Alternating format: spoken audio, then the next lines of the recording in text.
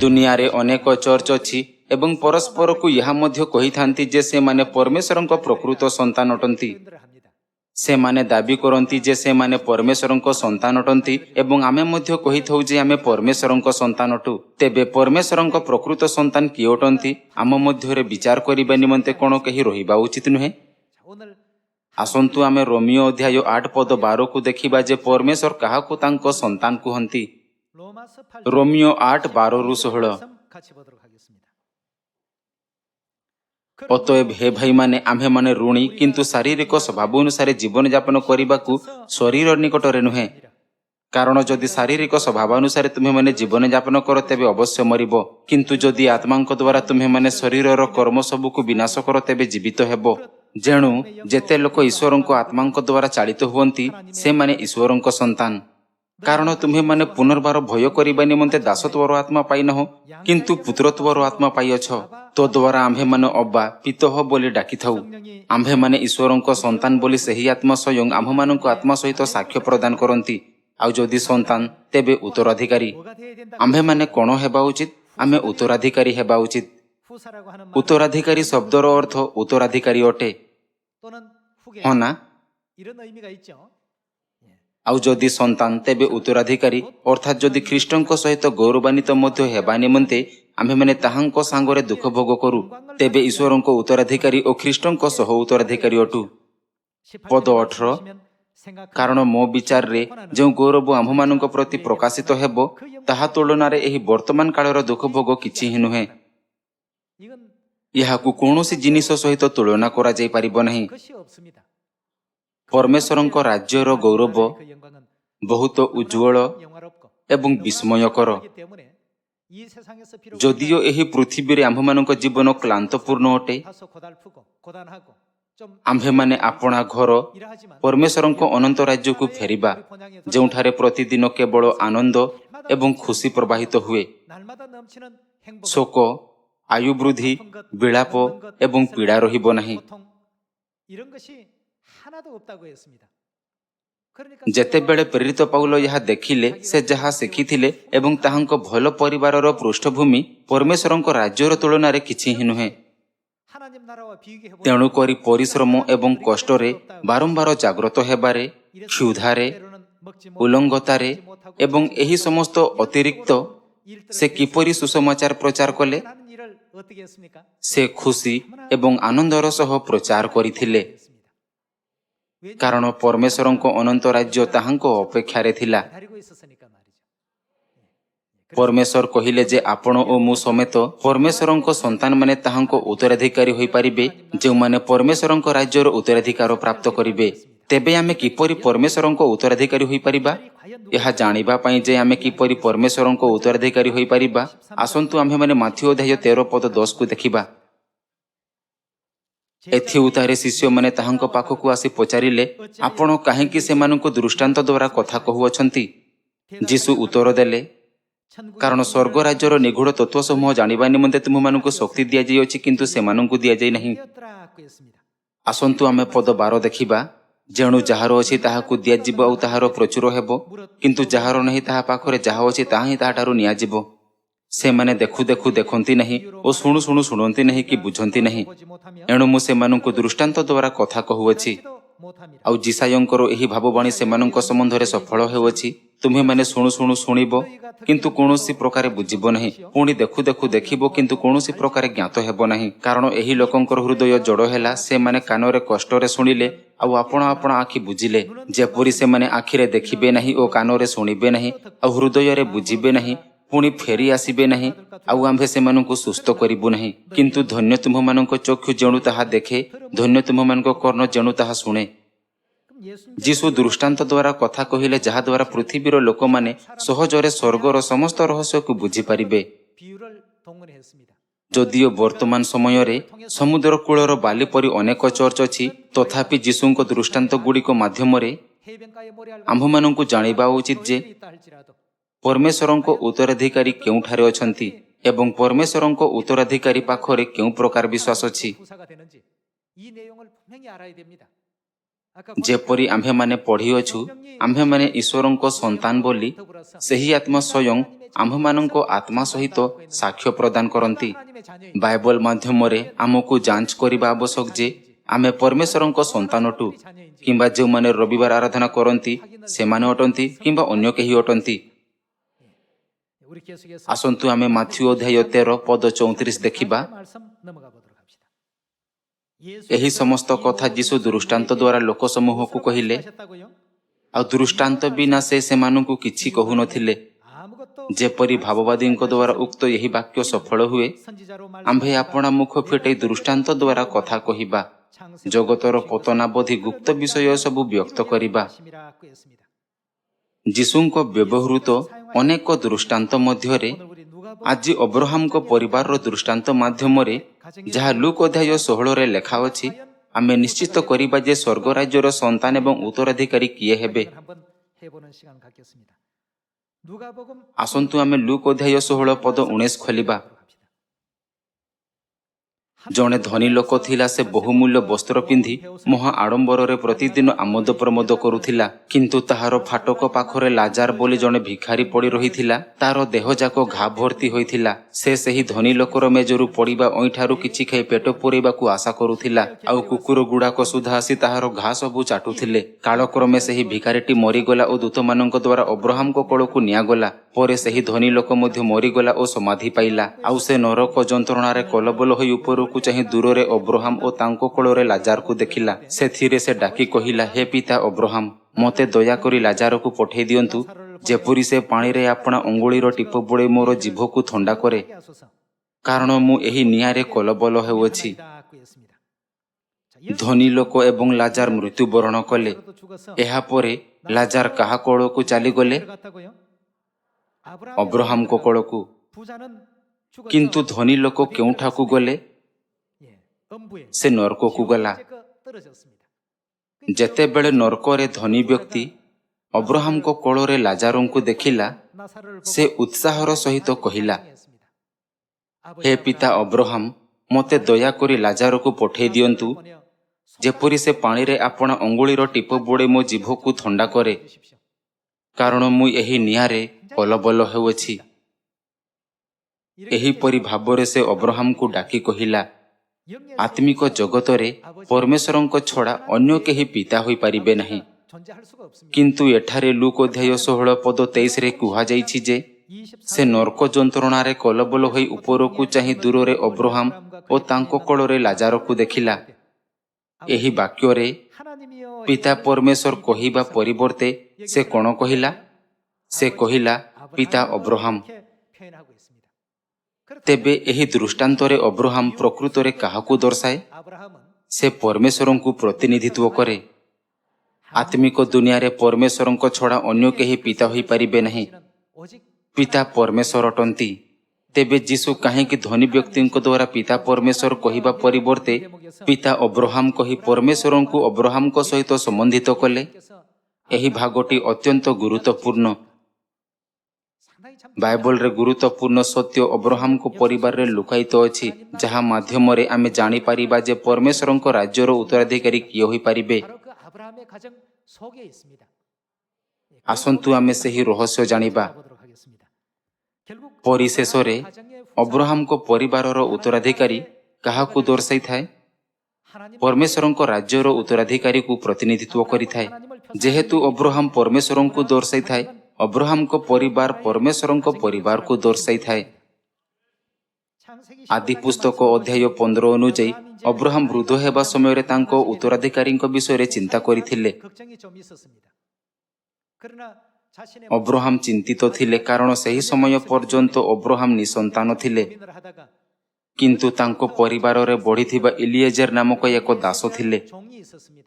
ସେ ଭାବିଥିଲେ ଯେ ସେ ଇଲିଏଜରକୁ ତାହାଙ୍କ ଉତ୍ତରାଧିକାରୀ ଭାବରେ ଗ୍ରହଣ କରିବେ, କିନ୍ତୁ ସେ ଏପର୍ଯ୍ୟନ୍ତ ନିଷ୍ପତ୍ତି ନେଇପାରିଲେ ନାହିଁ। ଏହାପରେ ପରମେଶ୍ୱର ଅବ୍ରାହମକୁ କହିଲେ ଯେ କିଏ ତାହାଙ୍କର ଉତ୍ତରାଧିକାରୀ ହେବ। ବାସ୍ତବରେ ପରମେଶ୍ୱରଙ୍କ ପାଖରେ ଅନେକ କାର୍ଯ୍ୟ ଅଛି। ବାଇବଲ ଏକ ଏପରି ପୁସ୍ତକ ନୁହେଁ ଯେ ପରମେଶ୍ୱର ବ୍ୟକ୍ତିଗତ ଭାବେ ଜଣେ ବ୍ୟକ୍ତିଙ୍କ ନିକଟକୁ ଯାଇ ତାହାଙ୍କର ଉତ୍ତରାଧିକାରୀ ନିଯୁକ୍ତ କରିବାକୁ କହିଥାନ୍ତି। ଆଦି ପୁସ୍ତକ ପରମେଶ୍ୱରଙ୍କ ଗୁପ୍ତ ଇଚ୍ଛାକୁ ଧାରଣ କରେ। ଅବ୍ରାହମଙ୍କ ପରିବାର ମାଧ୍ୟମରେ ଆମେ ଦେଖିପାରିବା ଯେ ପରମେଶ୍ୱରଙ୍କ ରାଜ୍ୟର ଉତ୍ତରାଧିକାରୀ କିଏ ହେବ ଏବଂ ପରମେଶ୍ୱରଙ୍କ ସନ୍ତାନ ହେବ। ତେଣୁ ଆମେ ଏହି ବିଷୟ ଉପରେ ଅଧ୍ୟୟନ କରିବା ବ୍ୟତୀତ ରହିପାରିବୁ ନାହିଁ।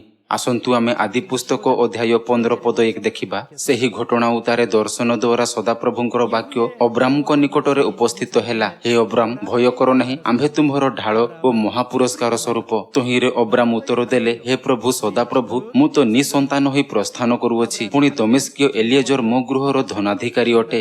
ଏହାର ଅର୍ଥ ହେଉଛି ମୋହର କୌଣସି ସନ୍ତାନ ନାହିଁ। ସେହି ସମୟରେ ଅବ୍ରାହମଙ୍କ ପାଖରେ କୌଣସି ସନ୍ତାନ ନଥିଲେ। ସେ ବୃଦ୍ଧ ହୋଇଯାଇଥିଲେ, କିନ୍ତୁ ତାଙ୍କର କୌଣସି ସନ୍ତାନ ନଥିଲା। ତେଣୁ ସେ କହିଲେ, ତୁମ୍ଭେ ମୋତେ କଣ ଦେବ? ମୁଁ ତ ନିଃସନ୍ତାନ ହୋଇ ପ୍ରସ୍ଥାନ କରୁଅଛି। ପୁଣି ଦମେସ୍କୀୟ ଏଲିଏଜର ମୋ ଗୃହର ଧନାଧିକାରୀ ଅଟେ। ଅବ୍ରାହମ ପରମେଶ୍ୱରଙ୍କ ସହିତ ବାର୍ତ୍ତାଳାପ କରିଥିଲେ। ଯେତେବେଳେ ସେ ପରମେଶ୍ୱରଙ୍କୁ କହିଲେ ଯେ ଏଲିଏଜର ତାହାଙ୍କ ଉତ୍ତରାଧିକାରୀ ହେବ, ସେତେବେଳେ ପରମେଶ୍ୱର କଣ କହିଲେ? ଆସନ୍ତୁ ଆମେ ପଦ 3 ଦେଖିବା। ପୁଣି ଅବ୍ରାମ କହିଲେ, ଦେଖ, ତୁମ୍ଭେ ମୋତେ ସନ୍ତାନ ଦେଲ ନାହିଁ, ଏଣୁ ମୋ ଗୃହଜାତ କୌଣସି ଲୋକ ମୋହର ଉତ୍ତରାଧିକାରୀ ହେବ। ସେତେବେଳେ ତାଙ୍କ ପ୍ରତି ସଦାପ୍ରଭୁଙ୍କର ଏହି ବାକ୍ୟ ଉପସ୍ଥିତ ହେଲା, ସେହି ବ୍ୟକ୍ତି ତୁମ୍ଭର ଉତ୍ତରାଧିକାରୀ ହେବ ନାହିଁ। ପରମେଶ୍ୱର ଅବ୍ରାହମକୁ କହିଥିଲେ ଯେ ଏଲିଏଜର ତାଙ୍କର ଉତ୍ତରାଧିକାରୀ ହେବ ନାହିଁ। ଆସନ୍ତୁ ଆମେ ପଦ 4 ମଧ୍ୟ ଦେଖିବା। ଅନନ୍ତର ତାଙ୍କ ନିକଟରେ ସଦାପ୍ରଭୁଙ୍କର ଏହି ବାକ୍ୟ ଉପସ୍ଥିତ ହେଲା, ଏ ଲୋକ ତୁମ୍ଭର ଉତ୍ତରାଧିକାରୀ ହେବ ନାହିଁ, ମାତ୍ର ତୁମ୍ଭ ନିଜ ଶରୀରରୁ ଆସୁଥିବା ପୁତ୍ର ତୁମ୍ଭର ଉତ୍ତରାଧିକାରୀ ହେବ। ଯେତେବେଳେ ଅବ୍ରାହମ ବୃଦ୍ଧ ହେଲେ, ଦମେସ୍କୀୟ ଏଲିଏଜରଙ୍କୁ ତାଙ୍କ ଉତ୍ତରାଧିକାରୀ ରୂପେ ଗ୍ରହଣ କରିବାକୁ ଯାଉଥିଲେ। ପରମେଶ୍ୱର ତାହା ଗ୍ରହଣ କଲେ ନାହିଁ। ଏହି ବ୍ୟକ୍ତି ତୁମର ଉତ୍ତରାଧିକାରୀ ହେବ ନାହିଁ। ଏହା ଏକ ଗୁରୁତ୍ୱପୂର୍ଣ୍ଣ ଅଂଶ ଯାହା ଆମକୁ ମନେ ରଖିବାକୁ ହେବ। ପରମେଶ୍ୱର ପ୍ରଥମ ପ୍ରାର୍ଥୀଙ୍କୁ ଅସ୍ୱୀକାର କଲେ ଏବଂ କହିଲେ, ସେ ତୁମର ଉତ୍ତରାଧିକାରୀ ହୋଇପାରିବେ ନାହିଁ। ଯେ ତୁମ୍ଭ ଔରସରୁ ଜାତ ହେବ, ସେ ତୁମ୍ଭର ଉତ୍ତରାଧିକାରୀ ହେବ। ଯେପରିକି ଆପଣ ଜାଣନ୍ତି, ଅବ୍ରାହମଙ୍କ ପରିବାରରେ 3 ଜଣ ପ୍ରାର୍ଥୀ ଥିଲେ, ଯେଉଁମାନେ ଅବ୍ରାହମଙ୍କ ସମ୍ପତ୍ତିର ଉତ୍ତରାଧିକାରୀ ହେବେ। ପ୍ରଥମ ପ୍ରାର୍ଥୀ ଇଲିଏଜର, ଦ୍ୱିତୀୟ ପ୍ରାର୍ଥୀ ଇସମାଏଲ ଏବଂ ତୃତୀୟ ପ୍ରାର୍ଥୀ ଇସାକ। ଏହି 3 ବ୍ୟକ୍ତିଙ୍କ ମଧ୍ୟରୁ ଅବ୍ରାହମଙ୍କ ଉତ୍ତରାଧିକାରୀ କିଏ ହେବେ, ତାହା ସମଗ୍ର ମାନବ ଜାତିରୁ ପରମେଶ୍ୱରଙ୍କ ସନ୍ତାନମାନଙ୍କୁ ସ୍ପଷ୍ଟ ଭାବରେ ପୃଥକ କରିବାର ଏକ ଗୁରୁତ୍ୱପୂର୍ଣ୍ଣ ଚାବିକାଠି ଅଟେ। ଯଦିଓ ଇଲିଏଜର ଅବ୍ରାହମଙ୍କ ପରିବାରରେ ରହୁଥିଲେ, ପରମେଶ୍ୱର କହିଥିଲେ ଯେ ସେ ତାଙ୍କର ଉତ୍ତରାଧିକାରୀ ହୋଇପାରିବେ ନାହିଁ। ଆସନ୍ତୁ ଆମେ ଅଧ୍ୟାୟ 16 ପଦ 15 ଦେଖିବା। ପ୍ରଥମ ପ୍ରାର୍ଥୀ ଇଲିଏଜର ଉତ୍ତରାଧିକାରୀ ଭାବେ ବିଫଳ ହୋଇଥିଲେ। ଦ୍ୱିତୀୟ ପ୍ରାର୍ଥୀ ଭାବେ ଅବ୍ରାହମଙ୍କ ପ୍ରଥମ ସନ୍ତାନ ଜନ୍ମ ହୋଇଥିଲା। ଅଧ୍ୟାୟ 16 ପଦ 15। ଅନନ୍ତର ହାଗାର ଅବ୍ରାମଙ୍କ ନିମନ୍ତେ ପୁତ୍ର ପ୍ରସବ କରନ୍ତେ ଅବ୍ରାମ ହାଗାର ଠାରୁ ଜାତ ଆପଣାର ସେହି ପୁତ୍ରର ନାମ ଇସମାଏଲ ଦେଲେ। ଇସମାଏଲଙ୍କ ମାତା ହାଗାର ସାରାଙ୍କ ଦାସୀ ଥିଲେ। ଯେତେବେଳେ ସାରା ନିଜେ ସନ୍ତାନ ପ୍ରସବ କରିପାରିଲେ ନାହିଁ, ଦାସୀ ହାଗାରଙ୍କ ମାଧ୍ୟମରେ ଅବ୍ରାହମଙ୍କ ନିମନ୍ତେ ଇସମାଏଲ ନାମକ ଏକ ପୁତ୍ର ହେଲା। ଅବ୍ରାହମ ତାହାର ପୁତ୍ରକୁ ନେଇ ବହୁତ ଖୁସି ଥିଲେ। ଯେତେବେଳେ ଅବ୍ରାହମଙ୍କର ଔରସର ସନ୍ତାନ ଜନ୍ମ ହେଲା, ସେ ଭାବିଲେ ଯେ ସେ ଏହି ପୁତ୍ରକୁ ଆପଣାର ସମସ୍ତ ସମ୍ପତ୍ତି ଦେବେ। ତେବେ ଆସନ୍ତୁ ଜାଣିବା ଯେ ଏ ସମ୍ପର୍କରେ ପରମେଶ୍ୱର କଣ କହିଛନ୍ତି। ଆଦି ପୁସ୍ତକ ଅଧ୍ୟାୟ 17 ପଦ 15। ତହିଁତାରୁ ପରମେଶ୍ୱର ଅବ୍ରାହମକୁ କହିଲେ, ତୁମ୍ଭେ ଆପଣା ଭାର୍ଯ୍ୟା ସାରିକି ଆଉ ସାରି ବୋଲି ଡାକ ନାହିଁ, ତାହାର ନାମ ସାରା ହେଲା। ଆମ୍ଭେ ତୁମ୍ଭକୁ ଆଶୀର୍ବାଦ କରିବା ଓ ତାହାଠାରୁ ତୁମ୍ଭକୁ ଗୋଟିଏ ପୁତ୍ର ଦେବା। ଆମ୍ଭେ ତାହାକୁ ଆଶୀର୍ବାଦ କରିବା, ସେ ନାନା ଗୋଷ୍ଠୀର ଆଦିମାତା ହେବ। ତାହାଠାରୁ ନାନା ଦେଶୀୟ ରାଜଗଣ ଉତ୍ପନ୍ନ ହେବେ। ସେତେବେଳେ ଅବ୍ରାହମ ମୁହଁ ମାଡ଼ି ପଡ଼ି ହସିଲେ, ପୁଣି ମନେ ମନେ କହିଲେ, ପୁରୁଷର 100 ବର୍ଷ ବୟସରେ କି ସନ୍ତାନ ଜାତ ହେବ? 90 ବର୍ଷ ବୟସ୍କା ସାରା କି ପ୍ରସବ କରିବ? ତହିଁରେ ଅବ୍ରାହମ ପରମେଶ୍ୱରଙ୍କୁ କହିଲେ, ଇସମାଏଲ ତୁମ୍ଭ ଛାମୁରେ ବଞ୍ଚିଥାଉ। ଏହିପରି ଅବ୍ରାହମ ନିଷ୍ଠାର ସହିତ ପରମେଶ୍ୱରଙ୍କୁ ମାଗିଲେ। ଅବ୍ରାହମକୁ ଆଶା ଥିଲା ଯେ ଇସମାଏଲ ବିନା କୌଣସି ଅସୁବିଧାରେ ସୁସ୍ଥ ଭାବେ ବଞ୍ଚନ୍ତୁ ଏବଂ ମୃତ୍ୟୁ ପରେ ତାଙ୍କର ସମସ୍ତ ସମ୍ପତ୍ତିର ଉତ୍ତରାଧିକାରୀ ହେଉ। କିନ୍ତୁ ପବିତ୍ର ଆତ୍ମା ପରମେଶ୍ୱର କଣ କହିଲେ? ଆସନ୍ତୁ ଆମେ ପଦ 19ରେ ଉତ୍ତର ଦେଖିବା। ସେତେବେଳେ ପରମେଶ୍ୱର କହିଲେ, ତୁମ୍ଭର ଭାର୍ଯ୍ୟା ସାରା ତୁମ୍ଭ ନିମନ୍ତେ ନିଶ୍ଚୟ ପୁତ୍ର ପ୍ରସବ କରିବ। ଇସମାଏଲଙ୍କୁ ମଧ୍ୟ ତାଙ୍କର ଉତ୍ତରାଧିକାରୀ ରୂପରେ ସ୍ୱୀକାର କରାଗଲା ନାହିଁ। ଏଥର ପରମେଶ୍ୱର ପୁଣି କହିଲେ, ନାହିଁ, କଣ ଏହା ଅଜବ ନୁହେଁ କି? ଅବ୍ରାହମ ବିଶ୍ୱାସ କଲେ ଯେ ଯଦି ତାହାଙ୍କଠାରୁ ଏକ ପୁତ୍ର ପ୍ରସବ ହେବ ତେବେ ପରମେଶ୍ୱର ତାଙ୍କୁ ତାଙ୍କର ଉତ୍ତରାଧିକାରୀ ହେବାକୁ ଅନୁମତି ଦେବେ। କିନ୍ତୁ ଯେତେବେଳେ ଅବ୍ରାହମଙ୍କଠାରୁ ଏକ ପୁତ୍ର ଉତ୍ପନ୍ନ ହେଲା ପରମେଶ୍ୱର ପୁନର୍ବାର ନାହିଁ କହିଲେ। ଏହା ଅତ୍ୟନ୍ତ ଗୁରୁତ୍ୱପୂର୍ଣ୍ଣ। ପରମେଶ୍ୱର କାହିଁକି ନାହିଁ କହିଲେ? ପରମେଶ୍ୱର କହିଥିଲେ ଯେ ଅବ୍ରାହମଙ୍କ ନିଜ ପୁତ୍ର ତାଙ୍କର ଉତ୍ତରାଧିକାରୀ ହେବ। କହିଲେ ଯେ ଅବ୍ରାହମଙ୍କ ଶରୀରରୁ ଜନ୍ମ ହୋଇଥିବା ଇସ୍ମାଏଲ ତାଙ୍କର ଉତ୍ତରାଧିକାରୀ ହୋଇପାରିବେ ନାହିଁ। ନିଶ୍ଚୟ କିଛି ବିଶେଷ କାରଣ ଥାଇପାରେ। ଯେତେବେଳେ ଆମେ ଏହାର କାରଣ ଖୋଜି ପାଉ ସେତେବେଳେ ଆମେ ଏହାର ମହତ୍ୱପୂର୍ଣ୍ଣ ଉତ୍ତର ପାଇପାରିବା ଯେ ଆମେ କାହିଁକି ଏହି ଯୁଗରେ ମାତା ପରମେଶ୍ୱରଙ୍କୁ ବିଶ୍ୱାସ କରିବା ଉଚିତ। ଇସ୍ମାଏଲର ପିତା ଅବ୍ରାହମ ଥିଲେ, କିନ୍ତୁ ତାଙ୍କର ମାତା କିଏ ଥିଲେ? ସେ ହାଗାର ଜଣେ ଦାସୀ ଥିଲେ। ଯେହେତୁ ତାଙ୍କ ମାତା ସ୍ୱାଧୀନ ସ୍ତ୍ରୀ ନଥିଲେ କିନ୍ତୁ ଜଣେ ଦାସୀ ଥିଲେ, ପରମେଶ୍ୱର ତାହାଙ୍କୁ ପ୍ରତ୍ୟାଖ୍ୟାନ କଲେ। ତାଙ୍କୁ ପ୍ରତ୍ୟାଖ୍ୟାନ କରି ପରମେଶ୍ୱର କ'ଣ ପ୍ରତିଜ୍ଞା କଲେ? ସେ କହିଲେ ଯେ ସାରା ତାଙ୍କ ପାଇଁ ଏକ ପୁତ୍ର ସନ୍ତାନ ଉତ୍ପନ୍ନ କରିବେ। ତାହାଙ୍କ ବାକ୍ୟ ଶୁଣି ଅବ୍ରାହମ ହସିଲେ। କିନ୍ତୁ ଏହାର ଅର୍ଥ ଏହା ନୁହେଁ ଯେ ସେ ପରମେଶ୍ୱରଙ୍କ ବାକ୍ୟକୁ ଅସ୍ୱୀକାର କଲେ କିମ୍ବା ତାଙ୍କୁ ପରିହାସ କଲେ। ହେ ପ୍ରଭୁ, ମୁଁ 100 ବର୍ଷର ବୃଦ୍ଧ ଅଟେ ଏବଂ ସାରା 90 ବର୍ଷର ଅଟନ୍ତି। ମୋ ପରିବାର କାରଣରୁ ଆପଣ ଏତେ ଚିନ୍ତିତ ଅଛନ୍ତି କି? ହେ ପ୍ରଭୁ, ମୋ ନିମନ୍ତେ ଆପଣ ଏହା କରିବେ କି? ମୁଁ ପ୍ରଥମରୁ ବୃଦ୍ଧ ହୋଇଗଲିଣି ଏବଂ ସାରା ମଧ୍ୟ। ତେଣୁକରି ଇସ୍ମାଏଲ ତୁମ୍ଭ ନିକଟରେ ବଞ୍ଚିଥାଉ ଏବଂ ମୋହର ସମ୍ପତ୍ତିର ଉତ୍ତରାଧିକାରୀ ହେଉ, ଏହା ଯଥେଷ୍ଟ। ସେ ଚିନ୍ତା କଲେ ଯେ ପରମେଶ୍ୱର ତାଙ୍କ ପ୍ରତି ଅତିଶୟ ଆଶୀର୍ବାଦ ଏବଂ ପ୍ରେମର ସହିତ ତାଙ୍କ ବିଷୟରେ ବହୁତ ଚିନ୍ତିତ ଥିଲେ। ତେଣୁ ସେ ପରମେଶ୍ୱରଙ୍କୁ ଚିନ୍ତିତ ନ କରିବା ଉଦ୍ଦେଶ୍ୟରେ ହସିଥିଲେ।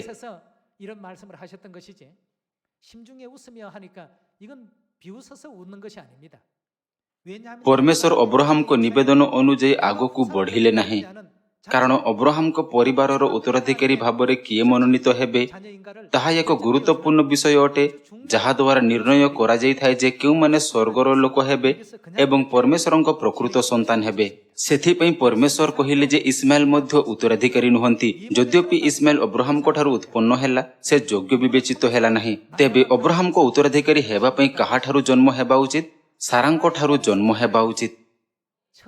ପ୍ରଥମେ ଉତ୍ତରାଧିକାରୀର ସର୍ତ୍ତ ଅବ୍ରାହମଙ୍କଠାରୁ ଉତ୍ପନ୍ନ ହେବା ଉଚିତ।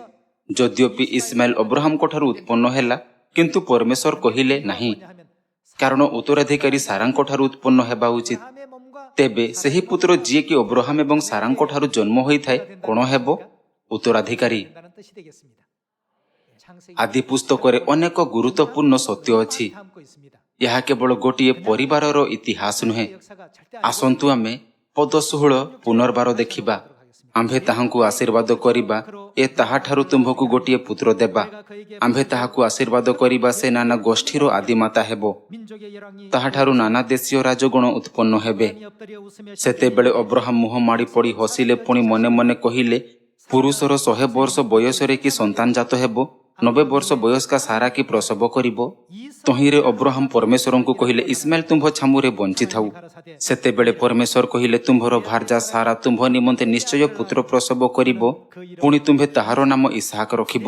ପୁଣି ଆମ୍ଭେ ତାହା ସହିତ ଆପଣା ନିୟମ ସ୍ଥିର କରିବା, ତାହା ତାହାର ଭବିଷ୍ୟତ ବଂଶ ନିମନ୍ତେ ଚିରସ୍ଥାୟୀ ନିୟମ ହେବ। ଶେଷରେ ପରମେଶ୍ୱର ସାରାଙ୍କଠାରୁ ଉତ୍ପନ୍ନ ହୋଇଥିବା ଇସାକଙ୍କୁ ଉତ୍ତରାଧିକାରୀ ଭାବରେ ମନୋନୀତ କଲେ। ଆସନ୍ତୁ ପଦ 21କୁ ଯିବା ଏବଂ ପରମେଶ୍ୱରଙ୍କ ଇସାକଙ୍କୁ ନିଯୁକ୍ତ କରିବାର ଦୃଶ୍ୟକୁ ଦେଖିବା। ମାତ୍ର ଆଗାମୀ ବର୍ଷର ଏହି ସମୟରେ ସାରାର ଗର୍ଭରୁ ଯେଉଁ ଇସାକ ଜନ୍ମିବ ତାହା ସହିତ ଆମ୍ଭେ ଆପଣା ନିୟମ ସ୍ଥିର କରିବା। ଏ ପ୍ରକାରେ କଥାବାର୍ତ୍ତା ଶେଷ କରି ପରମେଶ୍ୱର ଅବ୍ରାହମଙ୍କ ନିକଟରୁ ଊର୍ଦ୍ଧ୍ୱଗମନ କଲେ। ଏହିପରି ଭାବରେ ଇଲିଏଜର ଏବଂ ଇସ୍ମାଏଲଙ୍କୁ ମଧ୍ୟ ଅସ୍ୱୀକାର କରାଗଲା। ଶେଷରେ ପରମେଶ୍ୱର ଇସାକଙ୍କୁ ଉତ୍ତରାଧିକାରୀ ଭାବରେ ନିଯୁକ୍ତ କଲେ ଏବଂ କହିଲେ ଯେ ଯଦ୍ୟପି ଅବ୍ରାହମଙ୍କଠାରୁ ଏକ ପୁତ୍ର ଜାତ ହୋଇଅଛି, ଯଦି ସେ ସାରାଙ୍କ ଦ୍ୱାରା ଜନ୍ମ ହୋଇନାହିଁ ତେବେ ସେ ତାହାଙ୍କ ଉତ୍ତରାଧିକାରୀ ହୋଇପାରିବ ନାହିଁ। ପ୍ରାଚୀନ ଇସ୍ରାଏଲରେ ପ୍ରଥମଜାତ ପୁତ୍ରଙ୍କୁ ଜନ୍ମସିଦ୍ଧ ଅଧିକାର ଦିଆଯାଉଥିଲା। ପରିବାରର ସମସ୍ତ ସମ୍ପତ୍ତି ପ୍ରଥମଜାତ ସନ୍ତାନକୁ ଦିଆଯାଉଥିଲା। ପ୍ରାଚୀନ କାଳରେ କୋରିଆର ମଧ୍ୟ ଏହିପରି ପ୍ରଥା ଥିଲା। ଏହିପରି ଇସ୍ରାଏଲର ଜ୍ୟେଷ୍ଠାଧିକାର ଥିଲା ଏବଂ ଲୋକମାନେ ଏହାକୁ ଭଲ ଭାବରେ ପାଳନ କରୁଥିଲେ। ଏହି ପରମ୍ପରାରେ ଅବ୍ରାହମଙ୍କ ପ୍ରଥମଜାତ ପୁତ୍ର କିଏ ଥିଲେ? ଇସମାଏଲ ପ୍ରଥମଜାତ ପୁତ୍ର ଥିଲେ, କିନ୍ତୁ ପରମେଶ୍ୱର ଇସମାଏଲଙ୍କୁ ସ୍ୱୀକାର କଲେ ନାହିଁ। ତେବେ କାହିଁକି ପରମେଶ୍ୱର ବ୍ୟବସ୍ଥା ଭଙ୍ଗ କରିବାରେ ଅଗ୍ରଣୀ ଥିଲେ? ପରମେଶ୍ୱରଙ୍କ ଇଚ୍ଛା ଏହା ଥିଲା ଯେ ଉତ୍ତରାଧିକାରୀ କେବଳ ଅବ୍ରାହମଙ୍କ ଠାରୁ ନୁହେଁ, ବରଂ କାହାଠାରୁ ଉତ୍ପନ୍ନ ହେବା ଉଚିତ? ସାରାଙ୍କ ମାଧ୍ୟମରେ ଜନ୍ମ ହୋଇଥିବା ପୁତ୍ର ହିଁ ପରମେଶ୍ୱରଙ୍କ ଠାରୁ ଏକ ସିଦ୍ଧ ସନ୍ତାନ ଭାବରେ ସ୍ୱୀକାର କରାଗଲା। ଆମେ ଅବ୍ରାହମଙ୍କ ପରିବାରରେ ଉତ୍ତରାଧିକାରୀ ନିର୍ଣ୍ଣୟ କରିବାର ଅର୍ଥ ବିଷୟରେ ଜାଣିବା। ଆସନ୍ତୁ ଆମେ ରୋମିଓ ଅଧ୍ୟାୟ 8 ପୁଣି ଥରେ ଦେଖିବା। ପଦ 14, ଯେଣୁ ଯେତେ ଲୋକ ଈଶ୍ୱରଙ୍କ ଆତ୍ମାଙ୍କ ଦ୍ୱାରା ଚାଳିତ ହୁଅନ୍ତି ସେମାନେ ଈଶ୍ୱରଙ୍କ ସନ୍ତାନ। କାରଣ ତୁମ୍ଭେମାନେ ପୁନର୍ବାର ଭୟ କରିବା ନିମନ୍ତେ ଦାସତ୍ୱର ଆତ୍ମା ପାଇନାହଁ, କିନ୍ତୁ ପୁତ୍ରତ୍ୱର ଆତ୍ମା ପାଇଅଛ।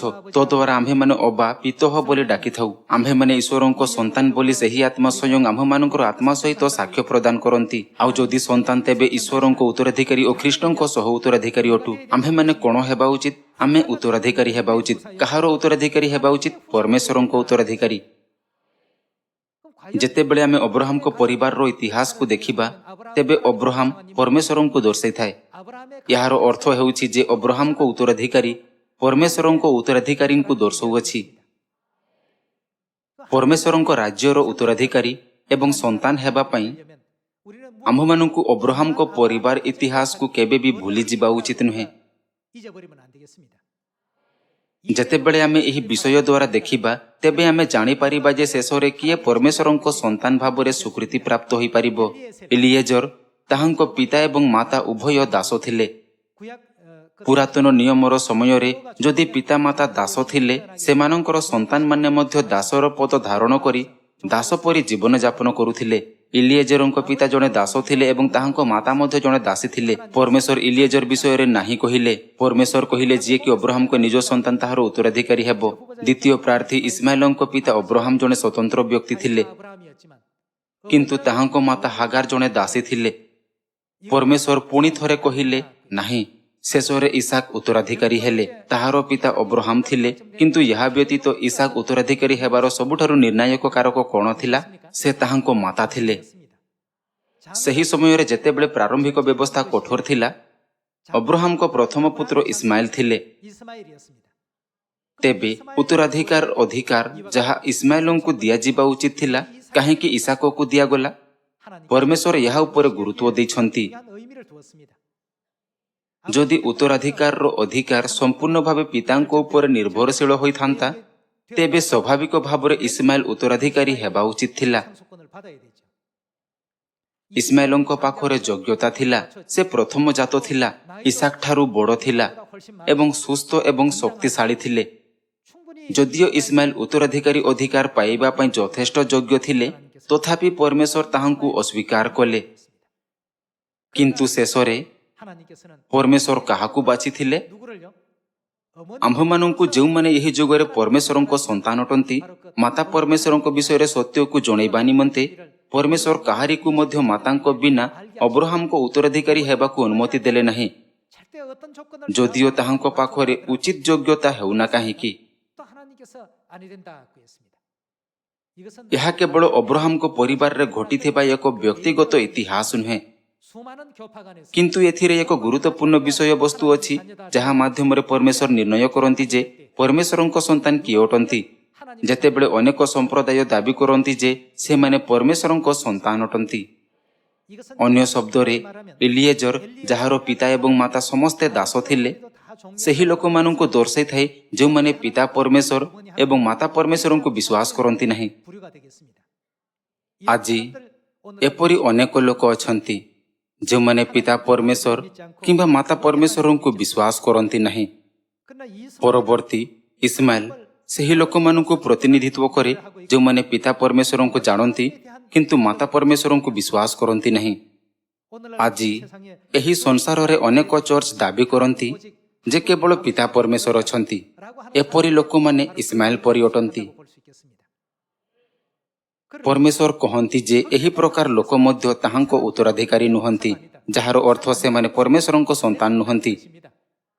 ଆପଣଙ୍କୁ ରୋମିଓ 8 ସହିତ ଏହା ବୁଝିବା ଉଚିତ। ତେବେ ଶେଷ ପ୍ରାର୍ଥୀ ଇସାକ ବିଷୟରେ କ'ଣ? ଇସାକର ପିତା ସ୍ୱାଧୀନ ଥିଲେ ଏବଂ ମାତା ମଧ୍ୟ ସ୍ୱାଧୀନା ଥିଲେ। ସ୍ୱାଧୀନ ବ୍ୟକ୍ତିର ଅର୍ଥ ପରମେଶ୍ୱର ଅଟନ୍ତି। ସେମାନେ କିଏ ଅଟନ୍ତି? ଯେଉଁମାନଙ୍କୁ ପିତା ପରମେଶ୍ୱର ଓ ମାତା ପରମେଶ୍ୱରଙ୍କ ପ୍ରତି ବିଶ୍ୱାସ ଅଛି ଏବଂ ସେମାନଙ୍କୁ ଗ୍ରହଣ କରୁଥାଇ ବିଶ୍ୱାସ ରଖନ୍ତି, ସେମାନେ ଇସାକ ପରି ଅଟନ୍ତି। ଯଦିଓ ଅନେକ ଚର୍ଚ୍ଚ ଅଛି, ସେମାନେ ସମସ୍ତେ କୁହନ୍ତି ପିତା ପରମେଶ୍ୱରଙ୍କ ବ୍ୟତୀତ ଅନ୍ୟ କୌଣସି ପରମେଶ୍ୱର ନାହାନ୍ତି। ତଥାପି ବାଇବଲ ଏହା କୁହେ ନାହିଁ। ବାଇବଲ କହେ ଯେ ପିତା ପରମେଶ୍ୱର ଏବଂ ମାତା ପରମେଶ୍ୱର ଅଛନ୍ତି। ଯେତେବେଳେ ଲୋକମାନେ ବାଇବଲ ପଢ଼ନ୍ତି, ସେମାନେ ଭାବନ୍ତି ଯେ ପରମେଶ୍ୱର ଏକବଚନ ରୂପରେ ପରମେଶ୍ୱର ଅଟନ୍ତି। କିନ୍ତୁ ପୁରାତନ ନିୟମରେ ଶବ୍ଦ ପରମେଶ୍ୱର 2500ରୁ ଅଧିକ ଥର ବହୁବଚନ ରୂପରେ ଲେଖାଯାଇଅଛି। ସେ ଏଲୋହିମ୍ ଅଟନ୍ତି। ବାଇବଲର ମୂଳ ପାଠରେ ପରମେଶ୍ୱରଙ୍କୁ ଏଲୋହିମ୍ ଭାବରେ ଉଲ୍ଲେଖ କରାଯାଇଅଛି। ଏପରି ଲେଖାଯିବାର କାରଣ ଏହା ଅଟେ ଯେ ପରମେଶ୍ୱର ଦୁଇ ଜଣ ଅଟନ୍ତି, ପିତା ପରମେଶ୍ୱର ଏବଂ ମାତା ପରମେଶ୍ୱର। ତେବେ ସେମାନେ କିପରି ଲୋକ ଅଟନ୍ତି ଯିଏକି ପିତା ପରମେଶ୍ୱର ଓ ମାତା ପରମେଶ୍ୱର ଉଭୟଙ୍କଠାରେ ବିଶ୍ୱାସ କରନ୍ତି? ସେମାନେ ଇସାକ ପରି ଅଟନ୍ତି। ସେଥିପାଇଁ ଏହା ଗାଲାତୀୟ ଅଧ୍ୟାୟ 4:28ରେ ଏହିପରି ଲେଖା ହୋଇଛି, ହେ ଭାଇମାନେ, ତୁମ୍ଭେମାନେ ଇସାକଙ୍କ ପରି ପ୍ରତିଜ୍ଞାର ସନ୍ତାନ। ଇସାକଙ୍କ ପରି ପ୍ରତିଜ୍ଞାର ସନ୍ତାନ ଉତ୍ତରାଧିକାରୀ ଅନେକ ବିଶେଷକ ଅଟେ, ସ୍ୱାଧୀନା ସ୍ତ୍ରୀର ସନ୍ତାନ, ସ୍ତ୍ରୀର ଅବଶିଷ୍ଟ ସନ୍ତାନ ଏବଂ ଇତ୍ୟାଦି। ହେ ଭାଇମାନେ, ତୁମ୍ଭେମାନେ ଇସାକଙ୍କ ପରି ପ୍ରତିଜ୍ଞାର ସନ୍ତାନ। କିନ୍ତୁ ଶାରୀରିକ ସ୍ୱଭାବାନୁସାରେ ଯେ ଜାତ, ସେ ଯେପରି ସେ ସମୟରେ ଆତ୍ମାଙ୍କ ପ୍ରତିଜ୍ଞା ଅନୁସାରେ ଯେ ଜାତ ତାହାଙ୍କୁ ତାଡ଼ନା କରୁଥିଲା, ସେହିପରି ଏବେ ମଧ୍ୟ ଘଟୁଅଛି। ମାତ୍ର ଶାସ୍ତ୍ର କ'ଣ କୁହେ? ଦାସୀ ସ୍ତ୍ରୀ ଓ ତାହାର ପୁତ୍ରକୁ ବାହାର କରିଦିଅ, କାରଣ ଦାସୀର ପୁତ୍ର ସ୍ୱାଧୀନା ସ୍ତ୍ରୀର ପୁତ୍ର ସହିତ ଉତ୍ତରାଧିକାରୀ ହେବ ନାହିଁ। ଏଠାରେ ଉତ୍ତରାଧିକାରୀର ଅର୍ଥ କ'ଣ ଅଟେ? କ'ଣ ଏହା ସ୍ୱର୍ଗ ରାଜ୍ୟର ଉତ୍ତରାଧିକାରୀ ନୁହେଁ କି?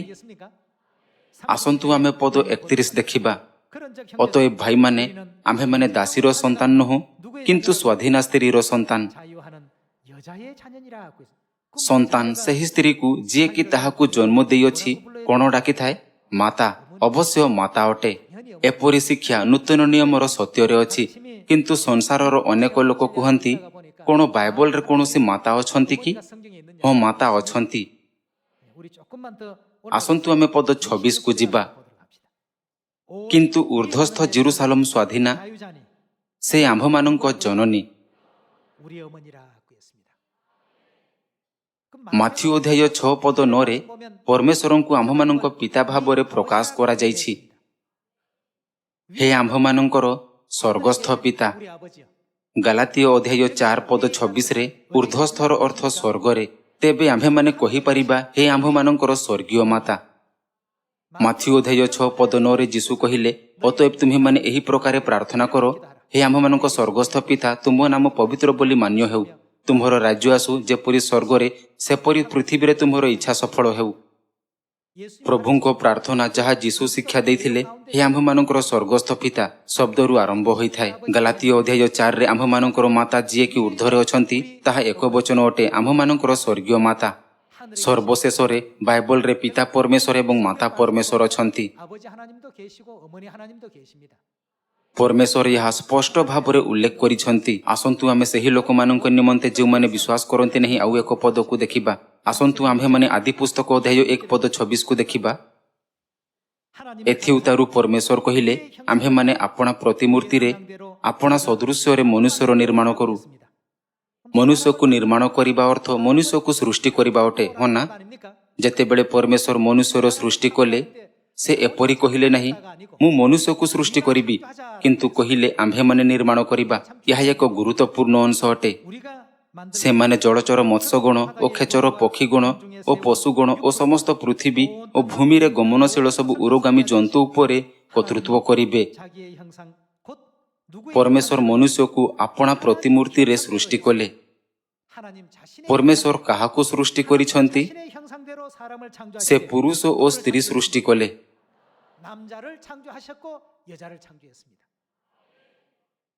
ଏହା କହୁଥାଏ ଯେ आम्भेमाने आपणा प्रतिमूर्ति रे मनुष्यर निर्माण करू।